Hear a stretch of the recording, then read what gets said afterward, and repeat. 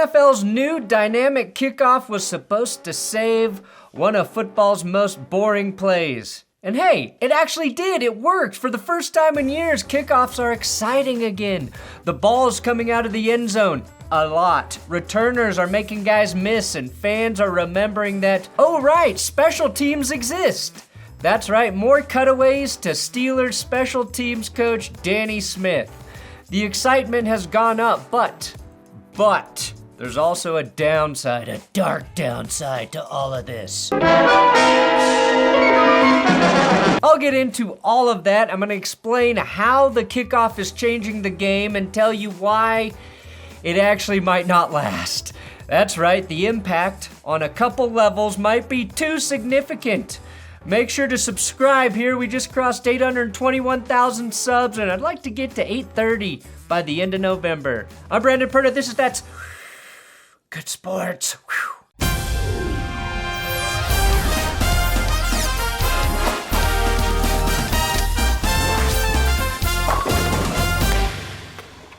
Today's episode is sponsored by Rocket Money, and you can try Rocket Money for free with my link, rocketmoney.com/thatsgood in the description below. Rocket Money has been helping me manage my expenses and budget for my family for over 2 years now. Rocket Money is an all-in-one personal finance app that helps you cancel subscriptions, lower bills, and manage your money. If you're someone who does that all, say, via spreadsheets, Rocket Money is a time saver, and in my opinion, gives a much better breakdown of where your money is going. It does that automatically once you connect everything needed, and for me, I like the way it breaks things down visually. Their coolest feature is they help you cancel subscriptions, some of which you won't even know you're still being charged for. They also notify you when there's a price increase on any of your subscriptions, which is helpful. And if you ever make large purchases, Rocket Money will notify you of those transactions. That's great, especially if, say, you didn't make one of those purchases. Rocket Money can help you lower your bills by offering to negotiate lower payments for you. Plus, you can set savings goals, and in this economy, you should. Rocket Money automatically analyzes your accounts to determine optimal times to save so you can reach your goals faster. So take control of your finances today. Go to rocketmoney.com/thatsgood to get started for free. Again, link in the description.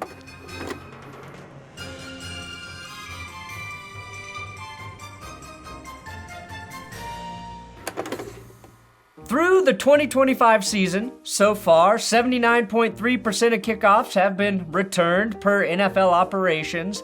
That number has hit as high as 81% return rate at times. Last year, it was just 31.7%. They basically brought the kickoff return back from the dead, and that's admirable. It's been fun, but there are unintended consequences. The NFL identified a problem within the game, and they fixed it. They even had the humility to look at a lower league in the UFL and blatantly steal their intellectual property.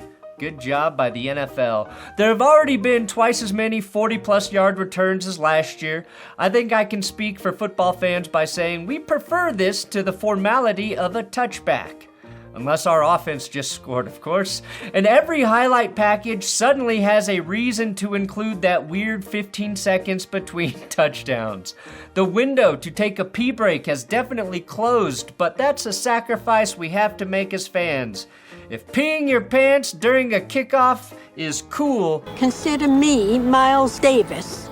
Oh! The reason for the surge is, of course, that the league moved touchbacks out to the 35-yard line, making it more tempting to force kick returns.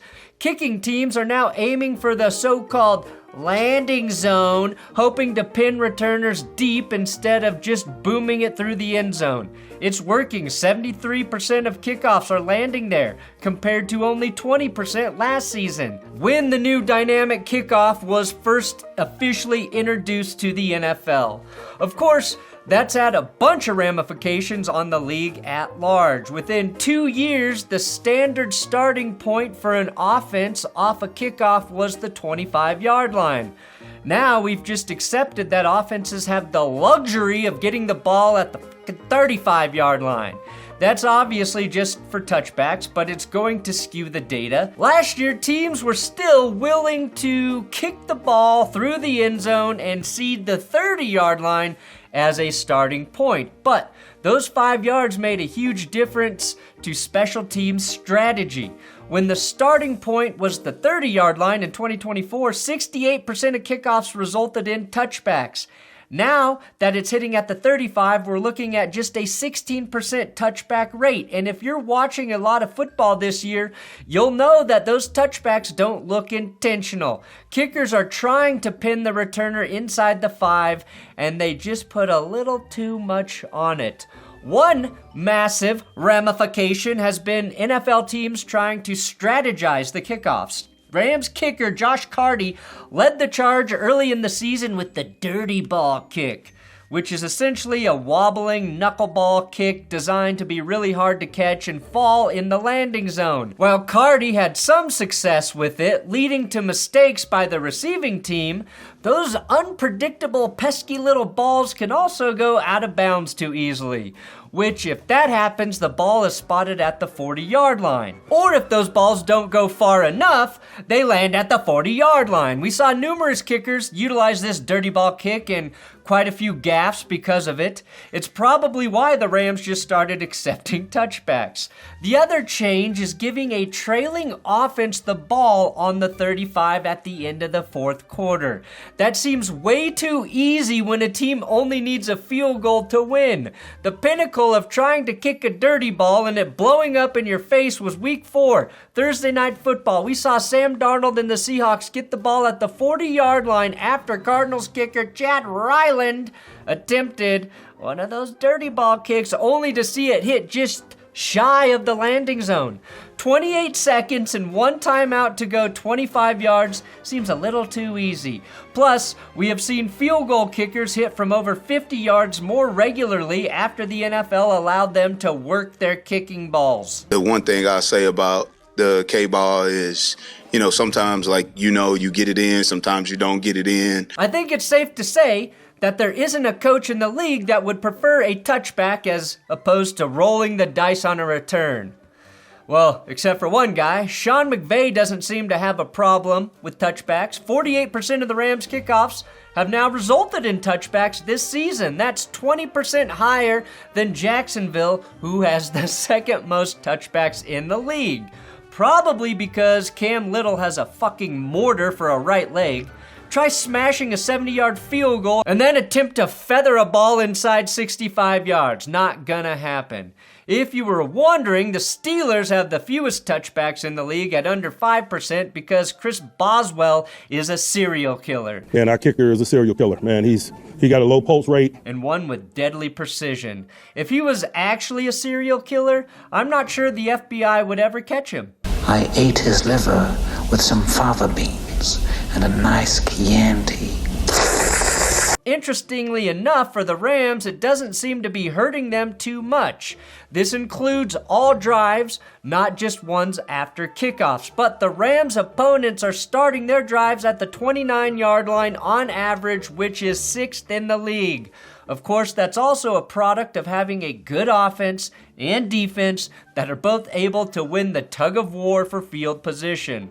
But on the whole, you can see why Sean McVay doesn't mind booting the ball into the end zone. Fair enough, Sean. It's easy not to give a shit when you have a top 5 defense and your quarterback was injected with enough ultra stem cells in his back to hit a new peak at age 37. McVay also watched that dirty ball kick by Josh Carty give the 49ers starting field position at the 40 in overtime on Thursday Night Football. I think McVay decided then it's just not worth it. On the scratched side of the coin, the Raiders are surrendering the worst average drive starts with their opponents getting the ball at the 35-yard line. And that's even after the Thursday night game where their punter was doing David Blaine mind tricks on the football to spin it out of bounds at the 1 millimeter yard line. The Raiders are also booting the ball into the end zone 14% of the time. So when we take all of the drives throughout a game into consideration, it's pretty clear that you can seed the field position battle after kickoffs and still win the war. Or lose it if you're Vegas. It also doesn't help that they have the 31st scoring offense in the NFL, so they're really not kicking off all that much to begin with, are they? Sometimes, you get it in, sometimes you don't get it in. Another implication of the new kickoff rule is the effect on scoring in general. Last year, teams were scoring 22.9 points per game on average. This year, that number is ticked up to 23.3 points per game. That's the highest scoring average we've seen since 2020, when there were no fans in the stands, which clearly flipped the advantage to offenses. The league has to like that, even if total yards have dipped from last year to this year as well. NFL teams are averaging about 4 fewer passing yards per game from a year ago and about 30 fewer passing yards per game from when the passing league peaked in 2015 with 243.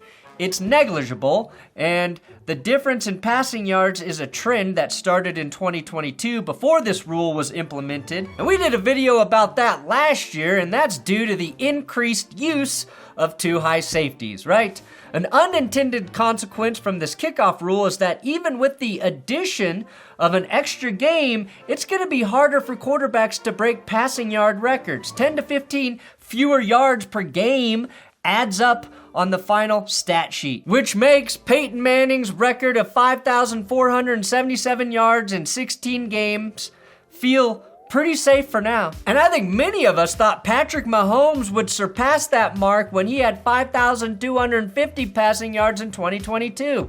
He didn't even break 4,000 passing yards in 2024 and has just one 300-yard passing game in 2025. Better starting field position helps the offense in any given game, but not the players chasing all the records. Yards per play were 5.4 a year ago, and they're still 5.4, so I don't think the league's going to be worried about that aspect of this. But there is something that they should be very worried about, and The Athletic published a story just this week that's going to change the way everyone views the dynamic kickoff going forward. What do you think happens when you more than double the amount of kicks being returned throughout the course of a football season? That's right, more injuries. The flip side is that players are paying the price. The concussion rate on kickoffs has exploded from 0.09 per 100 kickoffs last year to 1.18 this year. That's more than a 10-fold increase. If you adjust that metric to just the kicks getting returned, the jump goes from 0.29 to 1.48 through 7 weeks the last time this data was posted. There were 13 concussions on kickoffs compared to just 1 at this point last year, and that's not even counting the preseason or recent injuries. We're obviously well past week 7, but that's the current data I could find. This is a big change from the NFL's self-congratulatory posting in October, noting injuries on kickoffs were way down. We've already seen some nasty ones. If you can remember that far back, Eagles fullback Ben Van Sumeren tore his patella tendon on the very first kickoff of the season. That might have been a pretty dark harbinger of things to come. Patriots running back Antonio Gibson tore his ACL returning a kick in week 5. Broncos All-Pro Marvin Mims Jr. suffered a concussion in garbage time against Dallas. That really hurt Denver if you've noticed how the Broncos offense has been playing without Mims at wide receiver. Commanders returner and brother of Christian, Luke McCaffrey, broke his collarbone. That was a huge blow for the Commies because they were leading the league in kickoff returns with an average of 29.5 yards a pop. McCaffrey's teammate, Ale Kehu, also got knocked out with a concussion a week later. So we know the ramifications of more kickoffs, and it's that injuries are piling up almost as fast as the return yards. When asked about the spike in injuries, the NFL basically shrugged and said, "Yeah, we figured this might happen." The league claims it's still collecting data before deciding whether to tweak things again, and insists that the whole point of the dynamic kickoff was to reduce the kind of high-speed collisions that used to make the play so dangerous. The NFLPA, meanwhile, is keeping receipts. Oh, maybe. They said they're tracking the data closely and pushing for more transparency around how these rule changes are made. They said this week it was, quote, tracking the data closely this season to understand injuries and injury risk associated with the new kickoff rule, and that our union continues to push for a more collaborative, transparent approach to data sharing and rule changes to serve the players' best interests. And if we know anything about the NFLPA, it's that they are very well organized and definitely care about the players. It's also worth remembering how we got here. In 2023, the NFL hit rock bottom on kickoffs. Only 22% were returned, the lowest in league history. Owners voted 29-3 in 2024 to try something new, the dynamic kickoff, which lines players up just 10 yards apart to cut down on long sprints and violent hits.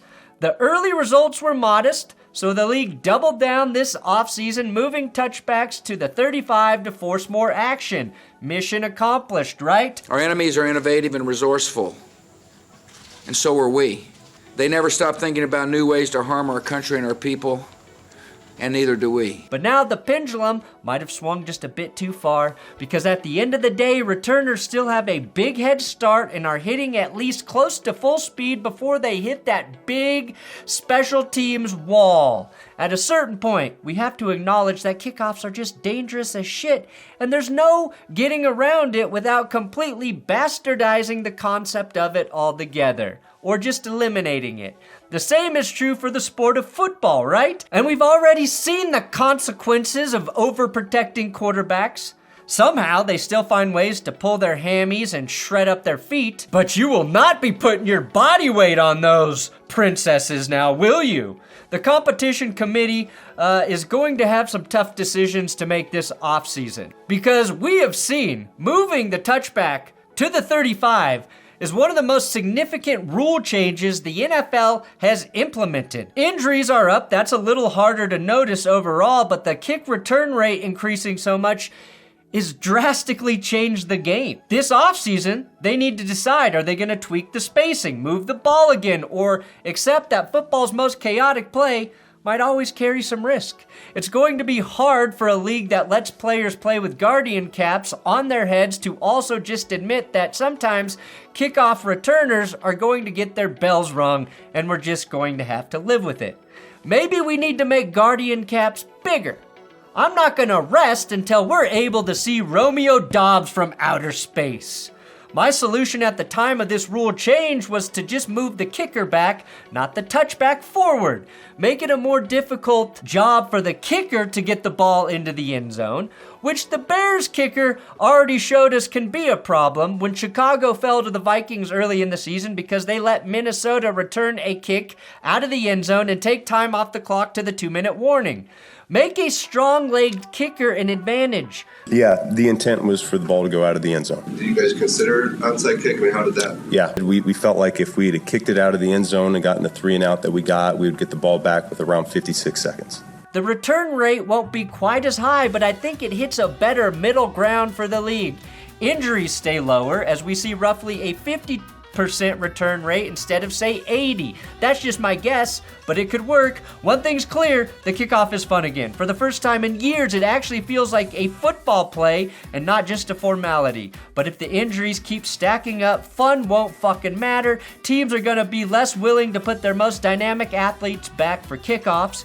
It feels more and more like we're just revisiting the old problems that prompted the NFL to move the kickoff from the 30-yard line to the 35-yard line, then move touchbacks from the 20 to the 25, and now they're at the 35. Time is once again a flat circle in the NFL. Oh, and in case you missed it, President Donald Trump has officially weighed in. I hate the kickoff. I think it's so terrible. I think it's so demeaning. And I think it hurts the game. It hurts the pageantry. He told ESPN he thinks the new kickoff is terrible and demeaning. So if the goal was to make football less political, good luck with that. Let's see what happens. Whoa. We have officially learned that not only is the new kickoff dynamic, but it's also woke. Very woke. And the ball is floating in the air and everyone's standing there watching it. The NFL's new kickoff has brought back excitement and brought back danger with it. Dangerous exciting. Gary? The play is alive again. The question is, how many players will get hurt before the league decides whether that trade-off was worth it? Are we going to get a place where the NFL just succumbs to the fail-safe and just places the ball at the 25-yard line to start halves and after scoring plays? I think that's very possible that happens when we get a full year or two of data on uptick in injury rates, especially concussions. And a lot of folks don't even know who he is. I never heard of him. I don't know who he is. Who the fuck is Perna? The only thing I'd accept as an alternative is kickers doing trick shot kicks to establish starting field position after a score, or quarterbacks standing on the goal line and the opposing team gets the ball wherever it lands after the QB launches it as far as they can. That would be cool. Thanks for watching That's Good Sports. Please don't forget to subscribe here on YouTube. I'm on Twitter and Instagram at Brandon Perna if you're on those social platforms. We got to take over the world. Help me do it. Sometimes, you get it in, sometimes you don't get it in.